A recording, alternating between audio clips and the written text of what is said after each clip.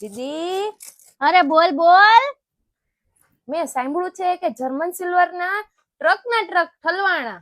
અરે અક્ષર 8 માં તો જર્મન સિલ્વર ના ટ્રક ઠલવાઈ ગયા છે. આમાં એટલી વસ્તુ આવી છે ને કે તું જોઈશ ને તો તને આમ તારી આંખું જ અંજાઈ જશે. એવી વસ્તુ આવી ગઈ છે. એટલા ટ્રક ઠલવાણા છે.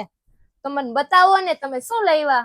અરે વાત પૂછમાં એવી આઈટમ આવી છે. હાલ બતાવી દો. હાલ જો, આ બધું જર્મન સિલ્વર નું આવી ગયું છે. બતાવી દે. જો તું બધાને બતાવી દે. ઓહો, તમે પણ એમ લઈ આવ્યા હો. તો પછી આમ આખું અંજાઈ જાય એવી આઈટમ છે કે નહીં? અંજાઈ જ ગઈ મારી તો. અરે કાલ દવાખાને લઈ જાવી, તું તાર મૂંઝાતી નહીં હો. હવે તને બતાવું. જો, આ બધી આઈટમ દીકરીઓને કરિયાવરમાં લઈ જવા માટેની ઓરિજિનલ જર્મન સિલ્વરમાં અક્ષર 8માં બહુ મોટા ટ્રક ઠલવાઈ ગયા છે. તો બધા પહેલા તો કહી દઉં છું, વહેલી તકે પહોંચી જાજો. હવે તમને બતાવું છું, જોઈ લ્યો. આ છે મામદ ટીપ. એમાં એક ડિઝાઇન, બીજી ડિઝાઇન, ત્રીજી ડિઝાઇન, એમાં 3 ડિઝાઇન કસ્ટમરને મળવાની છે.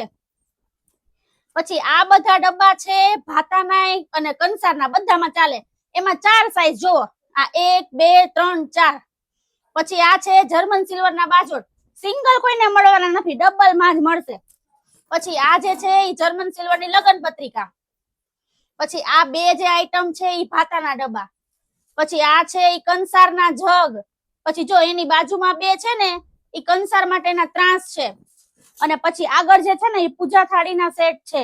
પછી લોટી છે, સપ્તપદી સોપારી, વરબેડું, અને લાસ્ટમાં આપણે જો કહીને તો જર્મન સિલ્વરના સામૈયા. હવે આમાં કઈ ઘટતું હોય તું કે? કાંઈ ઘટતું નથી હો, પણ વસ્તુ એકથી એક એવી છે. કાંઈ ઘટે નહીં ને એવું જ અક્ષર 8માં આવે છે. બરાબર બરાબર.